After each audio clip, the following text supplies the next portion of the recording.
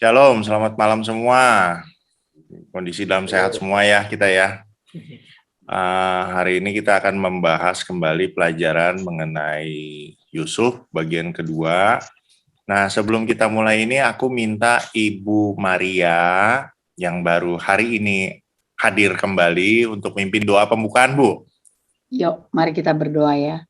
Kami bersyukur Tuhan karena kasih setia Tuhan sempurna dalam kehidupan kami. Terima kasih kalau sepanjang hari ini Tuhan kami berada di bawah pertolongan Tuhan, di bawah dalam penyertaan Tuhan. Dan biarlah Tuhan untuk beberapa saat ke depan kami boleh konsentrasi, kami boleh mendengarkan Tuhan, pelajaran yang Tuhan mau sampaikan lewat hamba-Mu. Kami tahu Tuhan waktunya tidak banyak, tetapi biarlah dengan waktu yang terbatas itu kami belajar Tuhan, dan kami juga jadi orang-orang yang dipilih Tuhan untuk menyatakan iman kami kepada orang lain, terlebih-lebih dalam situasi seperti ini.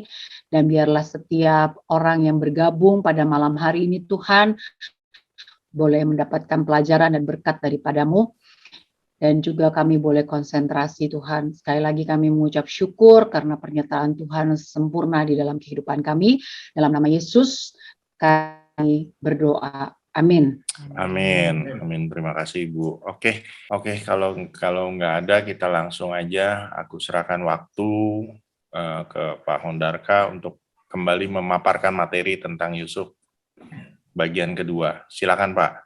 Baik, shalom ya untuk semuanya. Sebelumnya saya belum masuk Yusuf, saya kok mau ada pesan profetik, gitu ya, pakai profetik dulu. Sekarang saya pakai nama profetik. Saya mau baca di 1 Korintus 15 ayat 55 mulai. Kaitan dengan COVID ya seperti ini, saya ini agak gelisah gitu ya. COVID itu saya tahu pasti secara firman itu boleh dengan jaga zaman penyakit sampar gitu ya di COVID hari ini. Tapi satu sisi saya melihat banyak gereja Tuhan termasuk saya termasuk banyak orang kurang siap kira-kira begitu. Ya, bagaimana menyikapinya maksud saya kan seperti itu ya. Kita nggak mungkin mengingini Tuhan mau menghilangkan cepat bisa, tapi waktu diizinkan ini akan terus ya. Kita lihat di kitab Wahyu segala begitu. Ini ke zaman akan memang muncul seperti itu. Lepas 21 sudah dikatakan akan sampai. Soalnya ada gempa bumi, ada aniaya dan sebagainya begitu. Saya baca mulai ayat 55 aja. Hai maut, di manakah kemenanganmu? 1:19 ya, 55. Hai maut, di manakah sengatmu? Sengat maut ialah dosa dan kuasa dosa ialah hukum Taurat. Tetapi syukur kepada Allah yang telah memberikan kepada kita kemenangan oleh Yesus Kristus Tuhan kita. Karena itu saudara-saudaraku yang kekasih, berdirilah teguh, jangan goyah, giatlah selalu dalam pekerjaan Tuhan. Sebab kamu tahu bahwa dalam persekutuan dengan Tuhan, jerih payahmu tidak sia-sia. Ini kalau Anda lihat ayat 55 ini Paulus mau ngambil dari Hosea 13 ayat 14. Ini bunyinya. Ya. Itu dikatakan mautnya itu dikatakan, hei sampar, di manakah kemenanganmu sengatmu? Jadi mautnya berupa sampar. Walaupun konteksnya di Hosea itu konteksnya penghukuman atas Efraim sebenarnya. Tapi saya ngerti betul secara spirit, saya tahu bahwa ini tidak mungkin, Anda tahu semua ya, mati keuntungan kata Paulus, dan kita nggak mungkin kalau waktunya belum selesai, nggak mungkin dipanggil Tuhan pulang ya. Tapi apa yang harus kita lakukan di kondisi seperti ini? Karena 8 itu jawabannya. Berdiri teguh, iman kita harus tetap teguh, iman kita. Jangan terombang-ambing. Ya.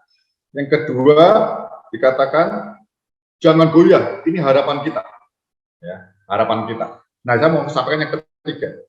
Setelah iman kita kuat, pengharapan kita kuat, ya, kita akan tinggal di surga. Ini saya mau kaitkan dengan Yusuf nanti. Dan giatlah selalu dalam pekerjaan Tuhan. Nah, daripada kita nggak akan sia-sia.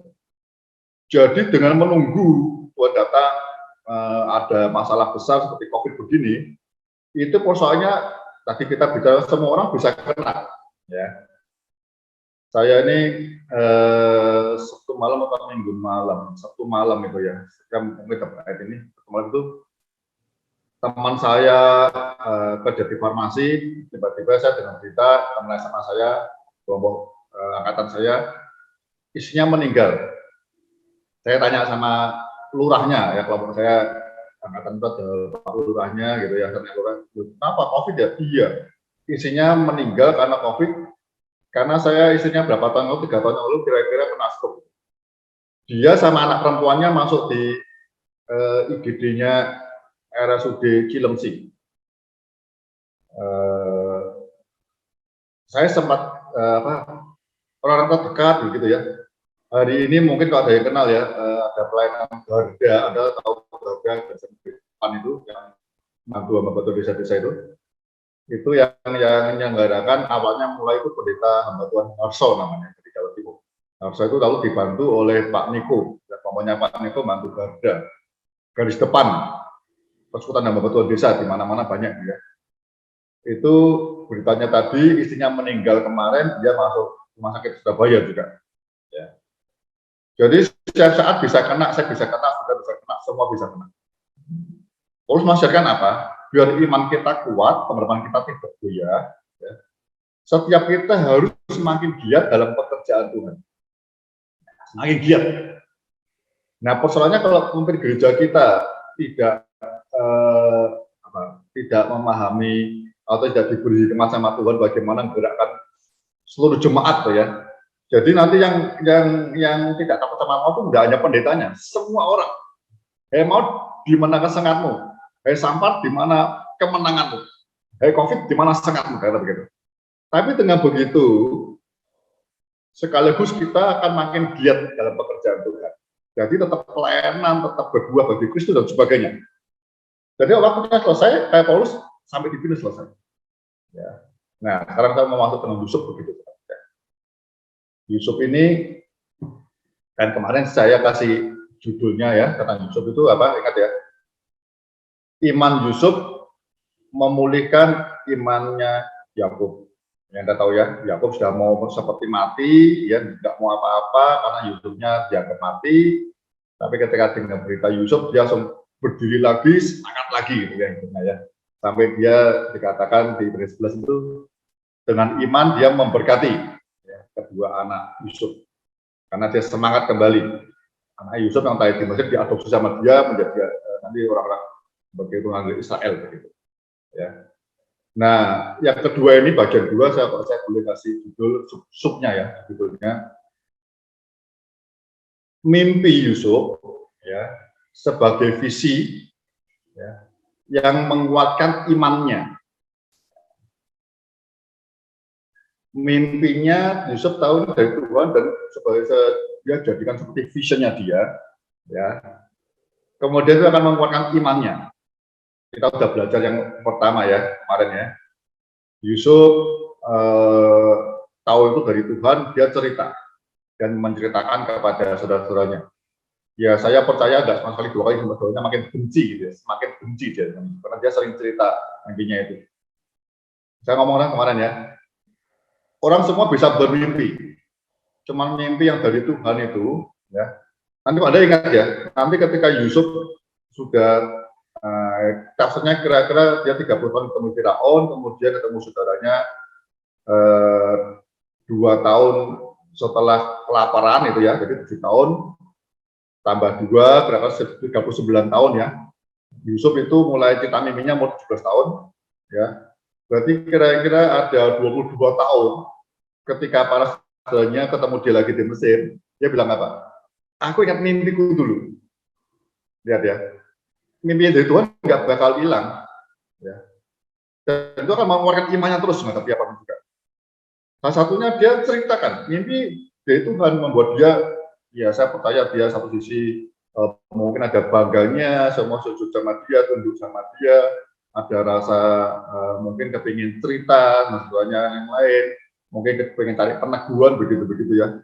Saya ngalami ketika saya dapat visi tentang sains di Metro ini, saya sama istri saya ketemu para pendeta, mungkin di Lampung, supaya saya ingin cari peneguhan itu ya.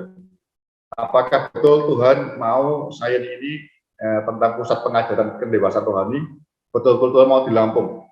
Saya mau cari peneguhan, saya cerita ke banyak orang, saya tiap bulan ke Lampung, udah sebelum dimulai saya ini. Saya ketemu beberapa pemimpin gereja, di mana hari ini Tuhan bicara apa gitu. Kamu cari peneguhan. Masa sih Tuhan mau bicara sesuatu tempatnya di Lampung, tapi tanpa ada pendeta Lampung yang dikasih tahu Tuhan. Ya, Yusuf cerita ke saudaranya semua. Akibatnya dia dibenci begitu ya.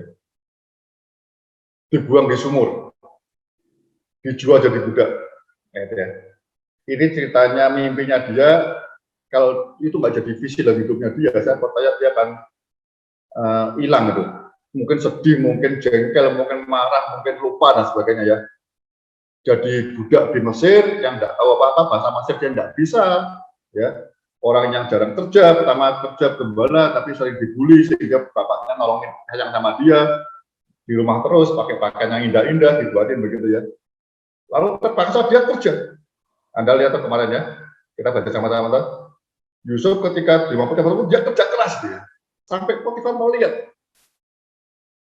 Karena Yusuf disertai Tuhan, maka aku diberkati. Sampai di situ Potifar diberkati semua. Ya, jadi iman yang benar itu kita nggak cerita tentang diri kita sendiri, ya, tapi kita itu bisa orang lain meneguhkan, benar, ini dia Kristen, Tuhan menyertai dia, ya, itu pentingnya, Tuhan menyertai dia, Tuhan menyertai dia. Ya. Mari kita lanjutkan, bagaimana perjalanan iman Yusuf, ya, yang setelah terakhir itu difitnah, ingin memperkosa istrinya Firaun, Potifar, kemudian dia dipenjara, ya. Nanti kita akan dapat dalam berikutnya, setelah dipenjara seperti apa, berapa lama dia dipenjara, kita akan coba belajar sampai dia diteguhkan menjadi perdana menteri, orang keduanya Firaun. Ya. Terus dia mengerjakan banyak perkara, kita akan belajar satu-satu nanti. Saya ingin kita lihat dulu di kejadian kemarin, terakhir 39. Kejadian 39 yang ayat terakhir itu. Mungkin diulangi sedikit ayat 20. Lalu Yusuf ditangkap oleh tuannya dan dimasukkan ke dalam penjara. Tempat tahanan-tahanan raja dikurung. Demikianlah Yusuf dipenjarakan di sana. Ayat 21. Tetapi Tuhan menyertai Yusuf dan melimpahkan kasih setianya kepadanya dan membuat Yusuf kesayangan bagi kepala penjara itu. Sebab itu kepala penjara mempercayakan semua tahanan dalam penjara itu kepada Yusuf, dan segala pekerjaan yang harus dilakukan di situ dialah yang mengurusnya. Dan kepala penjara tidak mencampuri segala yang dipercayakan kepada Yusuf, karena Tuhan menyertai dia dan apa yang dikerjakannya dibuat Tuhan berhasil. Kembali di penjara pun, ya, kita mau ayat 23 dulu ya. Yusuf ketika apa? Tuhan memberkati, apa saudaraku? Apa yang dikerjakan dibuatnya berhasil. Kemarin kita mampu dapat sama ya. Tuhan memberkati atau membuat berhasil apa yang dikerjakan. Jadi berkat itu bukan kita hanya berdoa, tapi bekerja. Apa yang dikerjakan tangan kita, benar kalau benar ya, Tuhan memberkati begitu ya. Berkatnya tidak untuk sendiri. Yusuf waktu di Potifar, berkatnya yang melimpah siapa? Potifar. Ya, ingat ya. Ini janji panggilan Abraham jangan lupa, jadi berkat buat orang lain. Not me, bukan kita. Semua itu bukan urusan kita, ya. Tapi ini urusan Tuhan ingin menyalurkan berkatnya kepada banyak orang. Ya, iman yang benar bertumbuh seperti itu, ya. Ingin jadi berkat kepada banyak orang. Sama ketika dia di penjara dikatakan kepala penjara. Anda lihat ya, ayat 21. Tuhan menyertai Yusuf dan melimpahkan kasih setianya kepadanya dan membuat Yusuf kesayangan bagi kepala penjara itu. Saudara, saya lagi ngomong-ngomong ini kan yang nulis kejadian ini Musa. Musa melihat seperti nanti saudara akan ketemu belakangnya. Musa melihat bahwa semua dikerjakan Yusuf itu Tuhan menyertai. Ya, saya kemarin ngomong ya, saya pelajari Yusuf ini, Yusuf tidak pernah berdoa minta tolong Tuhan, nggak pernah. Ya. Karena dia percaya visinya ya, dari Tuhan, dan dia jalan. Ini betul-betul orang yang pure, seperti yang Paulus katakan di kitab Roma 8:28. Ya. Tuhan turut bekerja dalam segala sesuatu untuk mendatangkan kebaikan. Sesuatu itu baik, bisa tidak baik, terserah. Tapi bagi orang yang mengasihi Tuhan, Yusuf mengasihi Tuhan, percaya terus ya, sesuai dengan rencananya, tidak bergeming apapun juga. Jadi imannya Yusuf itu buat saya sesuatu iman yang Nabi betul Roma 8:28. Saya seringkali senang ayat itu Roma 8:28, tapi kalau mengalami sesuatu yang berat, yang tidak enak, saya juga berdoa. Itu nggak salah, ya. Kita belajar imannya Abraham, imannya Yakub, juga berdoa, gitu ya. Doa itu ya, tapi hari ini kita baca Yusuf, dia percaya penuh, ya. Pertama kali mimpinya jadi visi, dia tahu itu Roh Kudus bekerja, dia kan apapun yang terjadi, dia tahu Tuhan sedang bekerja untuk kebaikan buat dia, karena dia mengasihi Tuhan, ya. Karena dia ingin visi dari Tuhan tidak sia-sia, sesuai rencana Allah, rencana dia. Jadi dia dijadikan budaya nurut, dijadikan nurutnya bukan pasal, nanti kita ya, nurutnya bukan pasal. Ketika dicoba istri Potifar, dia bukan pasal. Dia ngomong, tidak bisa aku berdosa sama Tuhan, tidak mungkin aku bisa berdosa terhadap Allahku, ya, tidak mungkin. Dia nggak mau, aku tidak bisa berdosa terhadap Potifar Tuanku, tidak. Tapi tidak bisa berdosa terhadap Allahku. Ya.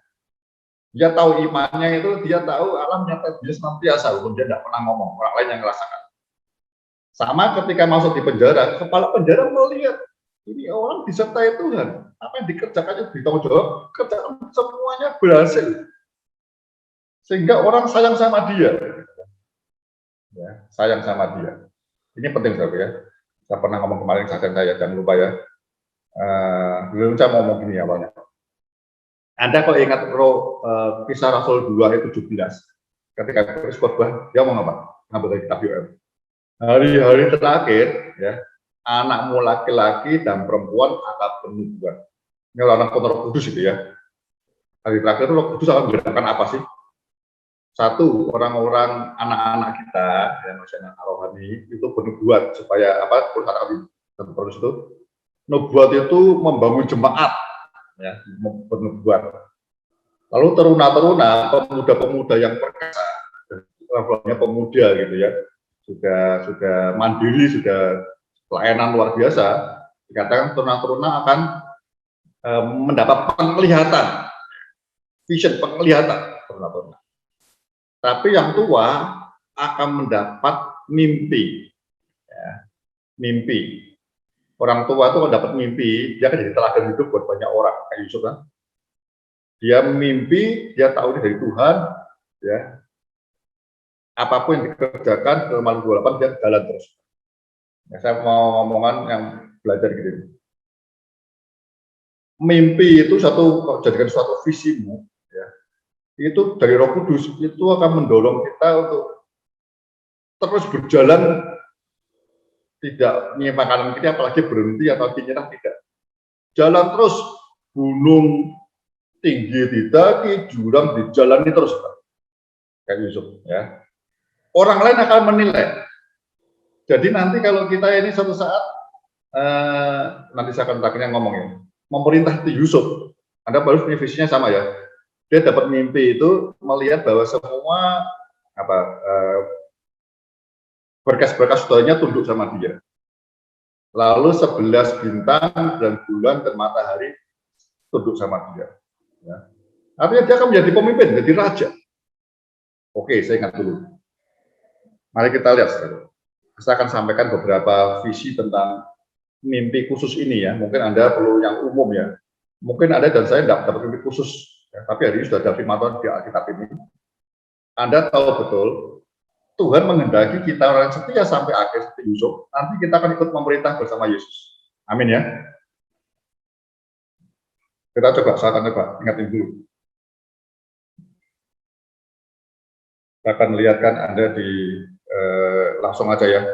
Di 2 Timotius 2 ayat 12 ada ya. Kalau kita bertekun bersama dengan dia, kita pun akan memerintah bersama dengan dia. Ya. Kemudian kalau kita lihat di Wahyu 20 ya, ada beberapa kalimat seperti itu. Wahyu 20 ya, kita akan lihat Wahyu 20 ya. Wahyu 20. Ini tentang kebangkitan yang pertama, pada 1000 tahun. Ayat 4 saya bacakan. Ayat 20 ayat 4. Ya sudah tahu betul Tuhan ingin kita memerintah bersama dengan. Lalu aku melihat tahta-tahta dan orang-orang yang duduk di atasnya. Kepada mereka diserahkan kuasa untuk menghakimi.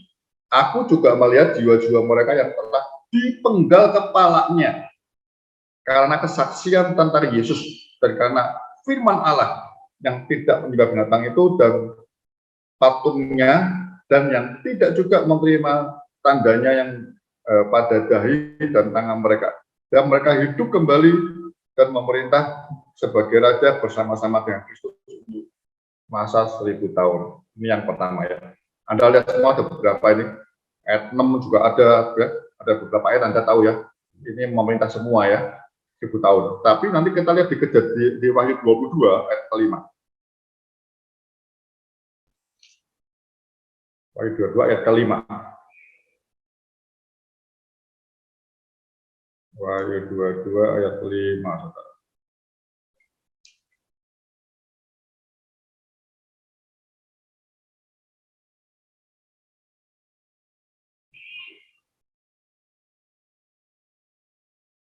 Malam tidak akan ada lagi di sana, dan mereka tidak memerlukan cahaya lampu dan cahaya matahari. Sebab Tuhan Allah akan menerangi mereka, dan mereka akan memerintah sebagai raja sampai selama-lamanya. Mereka memerintah sebagai raja. Berarti ya? Jadi mereka akan memerintah sebagai raja. Kita seperti Yusuf bersama Firaunnya, ya, sebagai rajanya Kristus, kita akan bersama dengan duduk di kerajaan Allah. Jadi kalau orang-orang tidak, selama hidup ini kita tidak punya visi dan seperti Yusuf mimpi atau visi gitu ya, kita pegang betul dari janji Tuhan sebagai visi dalam hidup kita, mereka akan memerintah bersama dengan dia. Saya rasa kita nggak akan kuat, nggak akan kuat. Kita akan jatuh bangun, jangan jatuhnya berbuat dosa. Nanti jangan sampai nanti ketika kita melihat bersama dengan dia, ya. Nanti ada orang ngomong sama kita, Tuhan itu si Hondarka itu dulu nggak layak seperti itu. Kenapa duduk perintah? Tuhan nggak mau. Jadi perjalanan iman itu, iman yang benar, itu proses dan progresnya nyata. Lewat gunung baik, lewat jurang yang dalam juga baik. Ingat nomor 8 buat 8. Kayak Paulus kan, terus apa saja terjadi, dia jalan terus. Ya, sampai juga sampai Yusuf dalam bentuk aduh. Digigit ular, dipatok ular, ya dia nggak berdoa, digebuki juga dia nggak berdoa, nggak tolong. Dia tahu Tuhan mau pakai dia sampai ke Roma, ya, pusat untuk memberitakan Injil kepada orang yang bukan Yahudi. Dia pegang itu. Ya, amin ya. Jadi ini saya mau sampaikan sesuatu profetiknya. Kita tahu semua kita ini akan memerintah bersama dengan dia. Ada nanti lihat ya, yang berhasil 1000 tahun pun sampai kepalanya dipenggal. Itu kalau Anda baca lagi ya, 21 baik-baik ya, 20 ya, nanti ketemu. Itu kebangkitan pertama, saudara. Jadi ternyata kebangkitan ada 2 kali. Nanti Anda baca ya. Kebangkitan pertama itu orang-orang yang ketika masa sulit, dia berani masa anti pemerintah, dia hidup benar sampai ya dia nggak menyembah patung itu, dari tandanya 66 juga nggak mau, sampai dipenggal kepalanya, orang itu akan memerintah bersama dengan Tuhan. Nah, semua ada harganya. Yusuf jalan seperti itu. Nah, kalau kita nggak punya visi atau mimpi yang khusus dari Tuhan, kita nggak pegang ayat firman Tuhan ini sebagai rema dalam hidup kita nggak bakal tahan. Ya, contoh Yusuf itu contoh perjalanan real seperti yang kita akan mau pelajari. Ya. Mari kita lanjutkan di di Kejadian 40.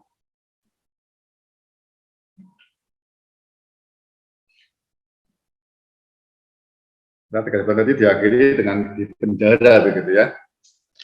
Dia ini di penjara, kalau tafsirnya kok saya bilang ya, dia ketemu juru minuman itu kira-kira mau 28. Kalau saya coba ngitung dia karirnya di rumah Potifar ya, dari bawah, dari juga belian, pekerja kasar sampai dia mungkin direkturnya gitu ya.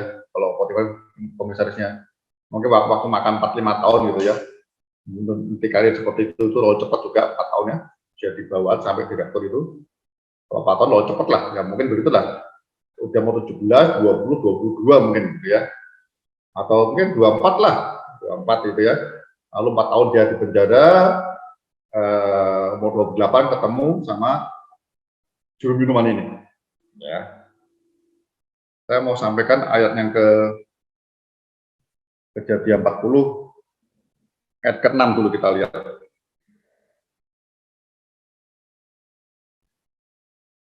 Ini Anda tahu ya, juru minuman, juru rotinya, juru makannya ditangkap Firaun di penjara karena melakukan suatu kesalahan. Nah, Yusuf dipercaya untuk melayani mereka. Ayat ke-6. Ketika pada waktu pagi Yusuf datang kepada mereka, segera dilihatnya bahwa mereka bersusah hati. Lalu ia bertanya kepada pegawai-pegawai istana Firaun itu yang ditahan bersama dengan dia di rumah tuannya, mengapakah hari ini mukamu semuram itu? Anda tahu, fisik mengeluarkan imannya, dia di penjara pun, ya, dia nggak memikirkan penjara itu bisa mengurung imannya dia. Ya, penjara fisik, entah secara bentuk penjara maupun penjara sakit atau juga ya, itu roh kita, rohani kita, iman kita itu merdeka. Itu pilihan, ya. Jadi Yusuf lakukan dengan sepenuh hati. Ya. Dia ngerti, ini bagian dari prosesnya nanti ngalami progres sampai dia jadi mimpinya tergenapi. Dia jadi pemimpin sampai semua saudaranya sujud masuk orang tuanya nanti. Tergenapi, dia jalan. Dia tetap care kepada orang lain. Ya. Dia bisa aja dia di penjara juga diam terus ya, murung diri, murung, nggak mau apa-apa juga bisa. Tapi itu bukan tipe orang percaya. Yusuf bukan begitu. Dia bekerja baik, semua kerjaan berhasil, jarang dipercaya untuk melayani 2 orang juru makanan dan minuman ini. Dia layani. Tidak asal melayani makanan biasa, tapi yang luar biasa. Dia memperhatikan, dia care, peduli. Ini saya rasa kita ini ngomong 828, tapi seringkali ngukurnya diri kita sendiri gitu ya. Baik. Tapi enggak. Saya lagi ya, iman itu yang benar, saya katakan, itu kita boleh ngomong apapun juga kehebatan iman kita, tapi yang merasakan, yang ngukur, yang bukan itu orang lain, orang di sekitar kita. Perbuatan kita itu menentukan. Yusuf langsung perhatian. Saudara ini agak aneh. Saudara, saya tongkarnya. Orang di penjara seringkali kan murung gitu ya. Tapi Yusuf bisa hari itu ngerti ini murungnya beda. Ini murungnya enggak sekedar murung gitu ya. Ini murung yang sedih betul. Ada apa gitu. Ternyata dia ada mimpi. Ya. Ada mimpi. Tak terusin ya. Jawab mereka kepadanya. Kami bermimpi. Ternyata mereka berdua ada rundingan. Ya. Ini mungkin sahabat baik. Tetapi tidak ada orang yang dapat mengartikannya. Mungkin kita ada yang sesama di penjara juga cerita. Lalu kata Yusuf kepada mereka, bukankah Allah yang menerangkan arti mimpi? Ceritakanlah kiranya mimpimu itu kepadaku. Ya. Yusuf tidak berdoa, tapi dia yakin Allah itu segalanya dia maha tahu. Wah, itu iman seperti itu yang saya mau belajar sungguh-sungguh. Ya. Roh hikmat dan malaikat ada dalam bentuknya. Salomo minta, Yusuf nggak minta. Imannya dia, karena visi mimpinya dia itu, dia jalan terus. Dia sungguh-sungguh. Ya. Dia bilang, ini bukan aku sih, rendah hatinya ya. Nanti sama kata Firaun, dia akan ngomong sama. Allah yang akan mengartikan. Jadi dia bukan menunjukkan aku ini tukang tafsir mimpi yang hebat. No. Allah yang bisa nafsirkan. Lanjut. Kemudian juru minuman itu menceritakan mimpinya kepada Yusuf. Anda tahu ceritanya ya, mimpinya akan juru minum yang betul, yang juru makanan yang salah. Yusuf mengatakan semua kan. Kita mau sampai langsung aja yang terakhir. Bukan, maksudnya ayat yang ke-19. 19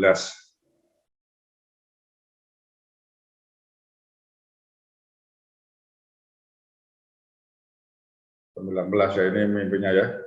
Tapi sebelumnya kita akan lihat dulu yang juru minum ya, yang dia selalu ingat itu ya.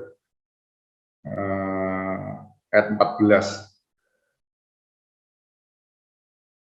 Tetapi ingatlah kepadaku, apabila keadaanmu telah baik nanti, tunjukkanlah terima kasihmu kepadaku dengan menceritakan hal ikhwalku kepada Firaun, dan tolonglah keluarkan aku dari rumah ini.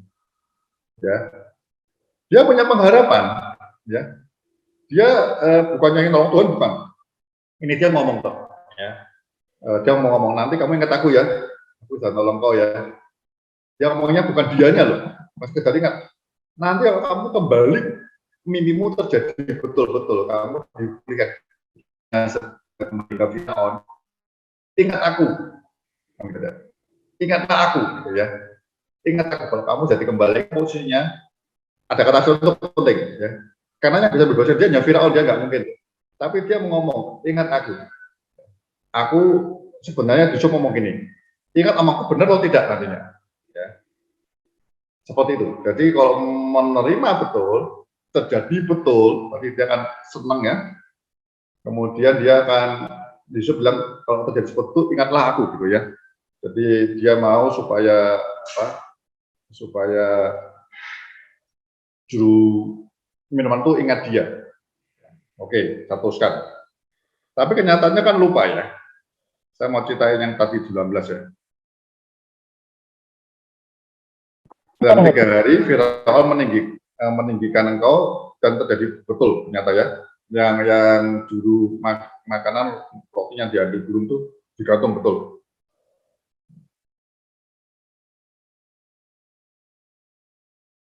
Ayat 22. Tetapi kepala juru roti itu digantungnya, dan seperti ditakdirkan Yusuf kepada mereka. 23. Tetapi Yusuf tidaklah diingat oleh kepala juru minuman itu, melainkan dilupakannya. Anda tahu ini ceritanya kira-kira 2 tahun. Ya. Baik, kemudian saya mau melihatkan kita masuk di ayat 41. Kita belajar beberapa hal di ayat 41 ini, saudara.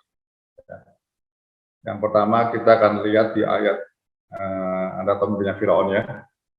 Ayat 14 dulu. Ayat 14. Kita belajar apa di ayat 14 ya, dan gimana Yusuf.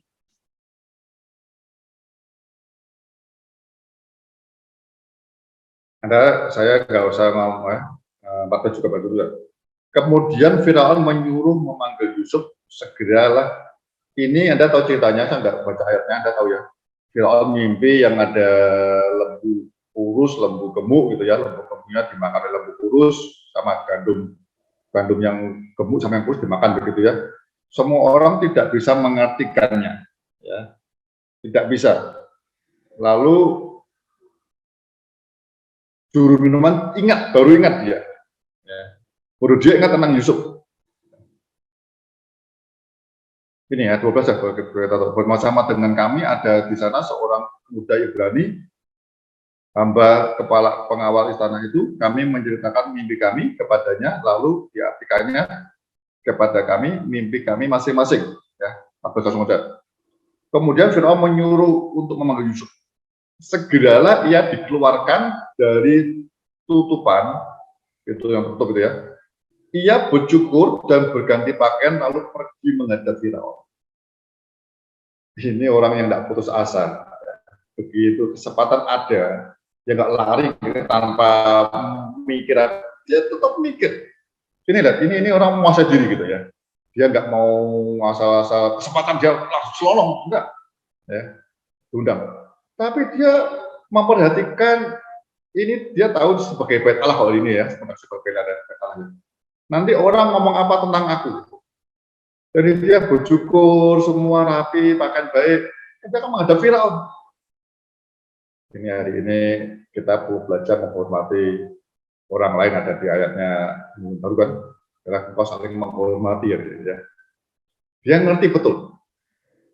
Firaun ini kesempatan, tapi dia bukannya selonong langsung cepet-cepet, enggak, atau dia benar apa enggak. Dia nyaman diri, semua rapi, baik, karena dia tahu apa tingkah laku saya, ucapan saya itu membawa nama Allah, Yahweh buat dia. Ya.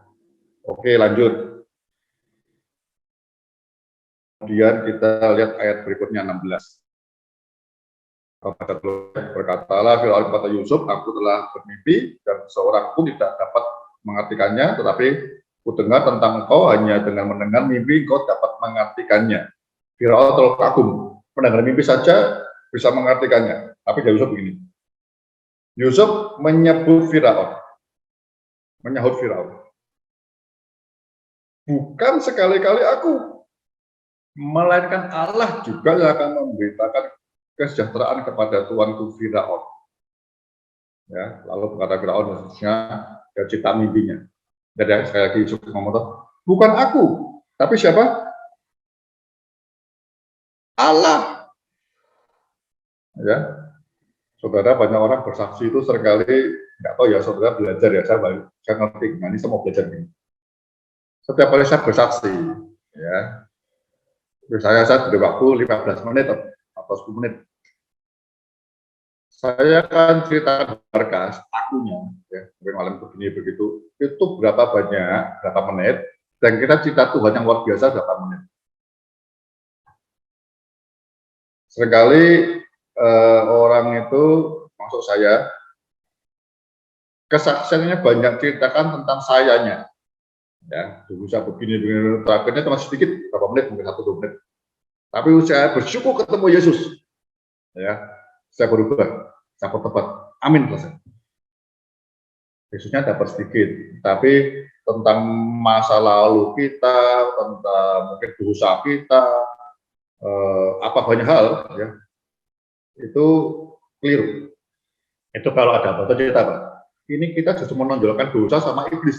Yesusnya terlalu kecil. Tapi Yusuf enggak, Yusuf menaruh Allah di depan. Ya. Allah. Saudara, kita langsung lompat ayat 25. Setelah mimpinya itu ya. Lalu Yusuf berkata kepada Firaun, kedua mimpi tuanku Firaun itu sama. Ya. Allah memberitahukan kepada tuanku Firaun apa yang hendak dilakukannya. Lihat ya. Yusuf langsung. Ya, ini memang harus kedekatan kita dengan Roh Kudus, dengan Tuhan. Ya, ini kalau hari ini ya hikmat marifat, kita akan mengerti mimpi itu apa. Karena waktu itu konteksnya ya, buat orang-orang kayak Firaun, minimal mimpi yang dari Tuhan betul, itu buat dia gelisah, nggak bisa tidur. Ya. Orang mungkin kayak Firaun gampang, dia tidak mengundang semua juru tahu mimpinya, udah semua Mesir. Ini apa ini mimpinya begini? Karena mimpi yang dari Tuhan seringkali itu membuat jiwa kita tidak bisa tenang sebelum kita tergenapi atau apa mengerti nafsir mimpinya seperti apa. Anda tahu tentang cerita Nebukadnezar dan Daniel juga gitu ya. Jadi ini orang-orang yang mimpinya dari, kalau mimpi saya hampir tiap hari mungkin mimpi ya. Saya bangun itu lupa mimpi saya, Pak. Tapi mimpi yang dari Tuhan atau dari iblis ya. Kalau dari iblis itu kita tertuduh, diteror, tertekan terus. Tapi mimpi dari Tuhan membuat kita penasaran, ingin tahu artinya. Berhari-hari begitu ya. Berhari-hari. Jadi Yusuf itu menjelaskan mimpi waktu itu, ya. Dia tahu ini hikmat dari Allah, sahabat saya. Nah, kedekatannya itulah nanti buktinya apa tuh? Nanti akan, kalau Anda kita baca terus ya. Nanti kita akan ngerti ya, bahwa memang Allah yang menafsirkan mimpi itu, bukan Yusuf. Ulangi 25, ya. Saya ada jawabannya, seterusnya ya. Kemudian kita langsung aja lompat 28. Inilah maksud perkataanku. ketika aku berkata kepada tuanku Firaun, Allah telah memperlihatkan kepada tuanku Firaun apa yang hendak dilakukannya. Ketahuilah tuanku, akan datang 7 tahun kelimpahan di seluruh tanah Mesir, dan kemudian akan timbul 7 tahun kelaparan. Terusnya aja, ya. Saya nggak baca, kita tahu. Saya mau lompat ayat 33.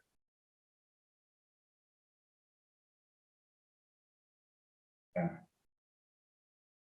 Oleh sebab itu, baiklah tuanku Firaun mencari orang yang berakal budi dan bijaksana, dan mengangkatnya menjadi kuasa atas tanah Mesir. Baiklah juga tuanku Firaun berbuat begini, jadi menempatkan penilik-penilik atas negeri ini dan seterusnya. Yusuf tidak ngambil kesempatan apa-apa. Ya, ini lihat ya, dia nggak pungnok orang dia begitu ya. Ngomong enggak, ini aku bisa nafsirkan, saya aja. Bagian dia menafsirkan mimpi selesai dari Tuhan, berhenti dia. Dia jelaskan, dia memberi solusi. Sebaiknya pilih orang yang cakap, yang memang bisa mengatur segalanya. Ya. Ini banyak orang ya seringkali, misalnya ini kita dulu diajar manajemen gini ya. Kesempatan itu barang langka gitu ya, tidak akan terulang 2 kali. Ini kesempatan di depan Firaun, ya, apalagi dia udah Firaun undang dia gitu ya, dia tahu tafsir mimpinya, mungkin bisa tergoda dagingnya Yusuf nih. Tuanku, aku kan sudah mengerti, serahkan ke saya makin bisa nangani. Saya percaya Tuhan kalau beri aku tafsir mimpi, pasti dia juga beri aku hikmat untuk mengatasi persoalannya. Belum tentu, saudaraku. Yusuf rendah hati, dia ngerti. Porsinya bisa masing-masing. Kalau enggak diberi karunia khusus, dia enggak. Ya mungkin porsi orang lain. Ya. Dia serahkan penilaiannya kepada keputusan Tuhan, tadi ya 828 ya. Mengasihi dia sesuai dengan rencananya. Dia tidak berkesempatan yang mempercepat rencana Allah, tidak. Ya, yang jadi kesempatan ini di depan Firaun. Mau tunjukkan hebat enggak, dia tahu porsinya dia.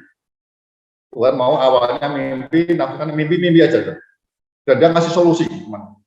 Tuanku cari orang yang tepat, hati-hati. Ya. Kita coba kalau kita lihat di yang lalu, kita lihat di ayat 38.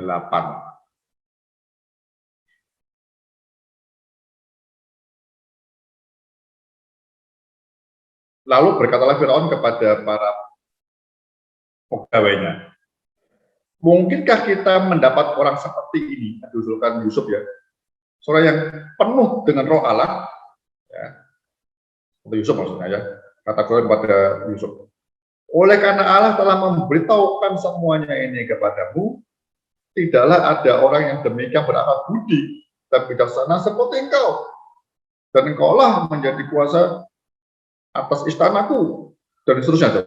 Kita lihat bahwa akhirnya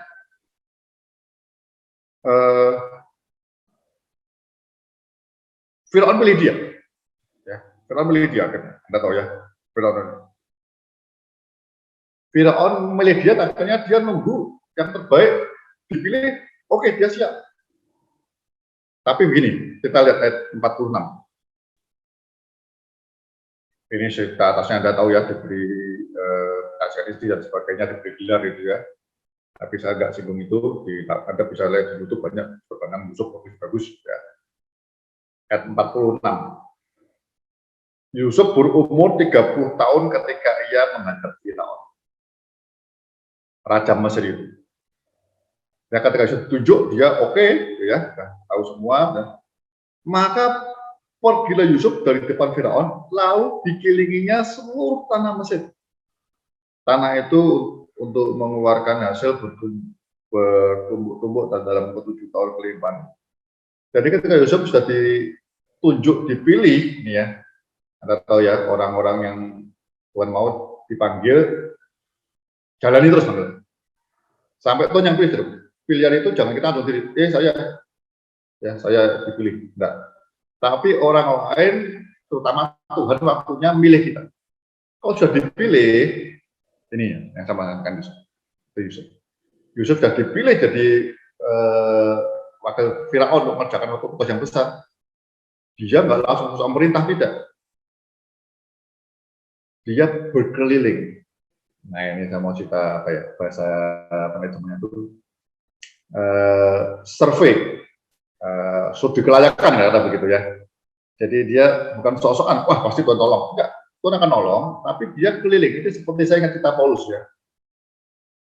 Paulus ketika dia di Athena, kita tahu semua ya, ketika dia di Athena, kemudian dia akan keliling di Athena, ya.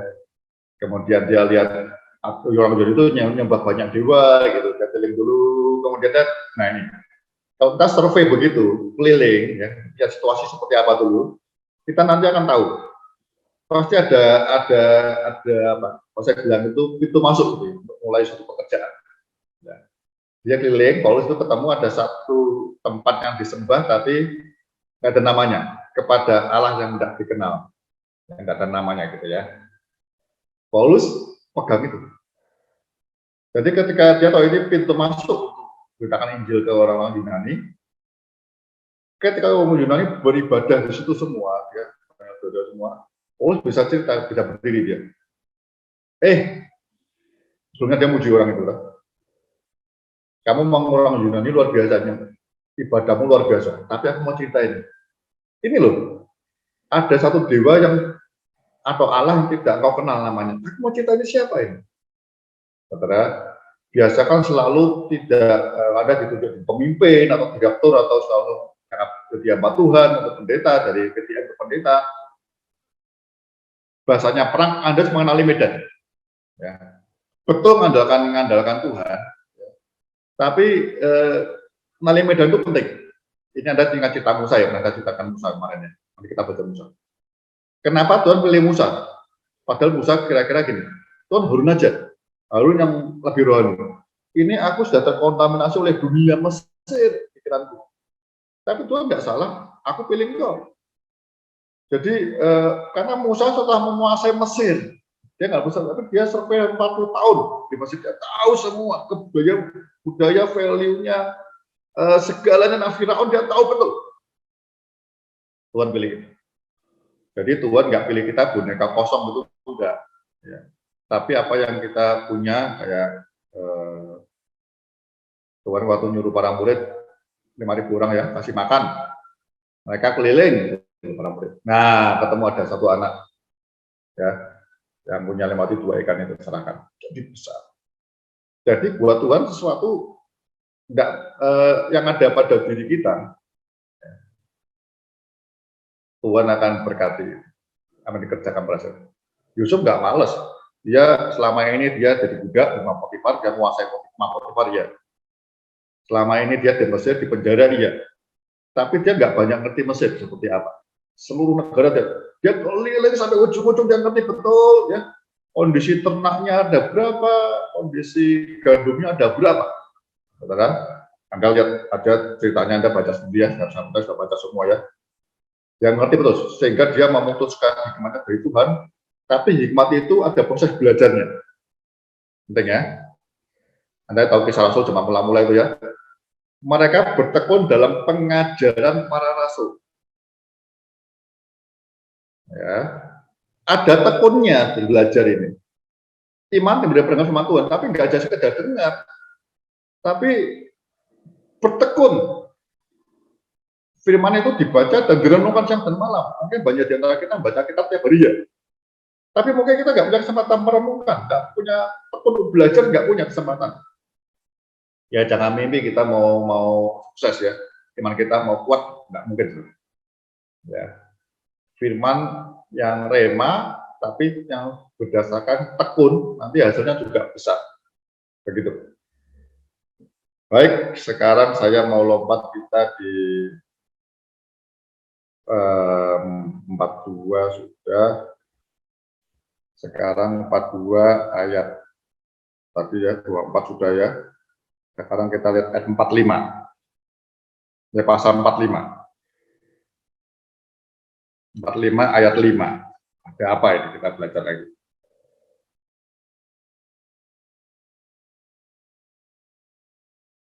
Ini judulnya Yusuf memperkenalkan dirinya kepada Yusuf memandang dirinya kepada 45. Kita baca ayat yang kelima.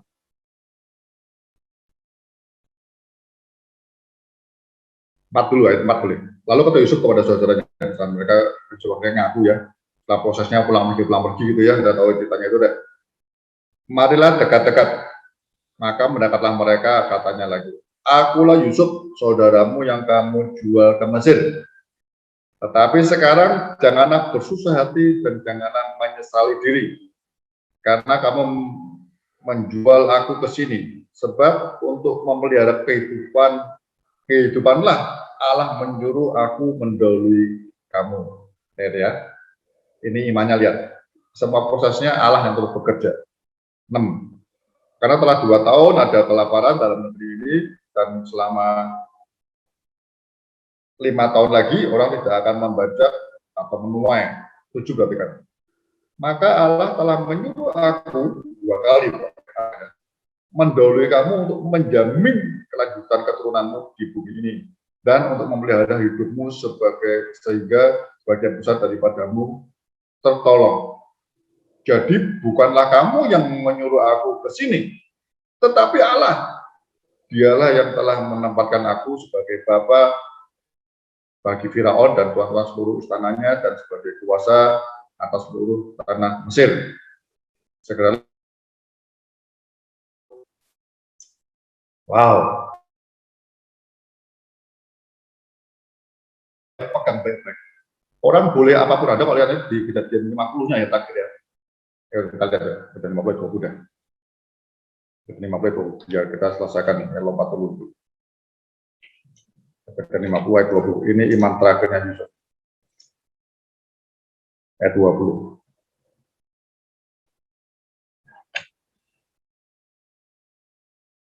Memang kamu telah mereka-rekakan yang jahat. Oh, sebenarnya ada 2 ayat 18 dulu.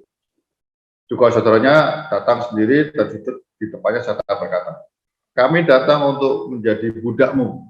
Dan saudaranya merasa menyesal ya, pengen jadi budaknya Yusuf. Tetapi Yusuf kata di 19. Tapi Yusuf berkata kepada mereka, janganlah takut, sebab aku inikah pengganti Allah. Dia tahu semua kehidupan itu, orang mau tukang budak itu Allah, bukan dia. Oh, dan dia kesempatan balas dendam tidak, ya. Kita tahu tadi ya, yang kita baca matematika tadi ya. Dia tidak marah sama sekali, dia ceritakan apa yang terjadi justru. 20. Memang kamu telah mereka-rekakan yang jahat terhadap aku, tetapi Allah telah mereka-rekakannya untuk kebaikan. Dengan maksud melakukan seperti yang terjadi sekarang ini, yakni memelihara hidup suatu bangsa yang besar. Semua tergenapi, saudara. Mimpinya dia tunggu sekian tahun terjadi. Dia 28 tahun atau berapa berarti lah. Jadi raja. Terjadi semua, saudara. Imannya seperti itu. Ya, saya mungkin saya mau akhiri terus sebentar ya. Ini kita kayak satu persatu kita bisa bertanya ya. Nah, belum dijelaskan atau kalau cepat Anda bisa bertanya ya. Jadi prosesnya kita lihat. Iman itu diproses, ada progresnya, dan saudara bukan pasif, bukan kayak boneka dibentuk manapun kayak bahan baku dibentuk juga. Enggak. Tapi ada niatnya perhatikan orang lain, gitu ya, bekerja keras, ya. Ingin tidak mau memalukan nama Allah, ingin mikirnya pokoknya orang yang bersama dengan aku pasti diberkati, gitu ya. Sampai orang-orang merasakan melihat Yusuf memberkati semua orang. Mau dibuang di sumur, jadi budak, di rumah Potifar yang enak, jadi penjara, jadi di Mesir, terserah. Ya, jadi raja pun dia tidak sok-sok, dia tahu ini aku jadi raja karena memiliki suatu bangsa yang besar nantinya itu. Ya, bangsa yang besar. Ini saya akan berkembang betul ya, sampai jadi besar ya. Anda lihat, saya mau kasih ayat yang terakhirnya, yang Yusuf pulang-pulangnya harus pulang gitu ya, jadi di bagian 11 ya. Kejadian 50-nya. Nggak tahu Yusuf pesan nanti bawa pulang karena dia yakin seperti yang saya lalu saya katakan, dia pegang Abraham yang dikasih tahu 400 tahun nanti ya, 400 tahun bangsamu akan menjadi berkembang di Mesir dan akan dijajah, nanti mereka akan keluar. Ya, kita lihat itu yang dikatakan di Ibrani-nya. Yusuf meninggal, ayat yang ke-24, berkatalah Yusuf kepada saudara-saudaranya, tidak lama lagi aku akan mati, tentu Allah akan memperhatikan kamu dan membawa kamu keluar dari negeri ini, dari mana ya, ke negeri yang telah dijanjikannya dengan sumpah kepada Abraham, Ishak dan Yakub. Lalu Yusuf menyuruh anak-anak Israel bersumpah katanya, tentu Allah akan memperhatikan kamu. Pada waktu itu kamu harus membawa tulang-tulangku dari sini. Kemudian matilah Yusuf berumur 110 tahun, mayatnya dirempah-rempah dan seluruh dan ditaruh dalam peti di Mesir ya. Dalam peti mati di Mesir, dari mumi nanti dibawa oleh Musa sendiri. Ya. Saya mau akhiri dari bagian 11, jangan lupa ya, bagian 11-nya kita lihat. Bagian 11-nya, nah, saudara akan lihat imannya Yusuf seperti apa, kan nanti sama ya, bagian 11 sampai 22 itu ya. Karena iman maka Yusuf menjelang matinya memberitakan tentang keluarnya orang Israel dan memberi pesan tentang tulang-tulang. Amin, seperti dulu. Silakan mau bertanya, saudara, ini Q&A dulu. Yang mau bertanya, tanya dulu, ya. Nanti setelah berapa orang, setelah kelompok nggak ada, nanti saudara yang telah baca mendapat sesuatu yang belum saya bahas, ada belum melengkapi di sini. Terima kasih, Tuhan berkati. Silakan, Pak Steve. Ya, jadi minggu depan jika tidak ada berhalangan kita akan kembali belajar lagi tentang iman Musa ya. Oke, baik sampai di sini dulu, dan untuk doa penutup. Lalu gitu gimana Bu? Bu Tapita boleh Bu pimpin doa penutup Bu?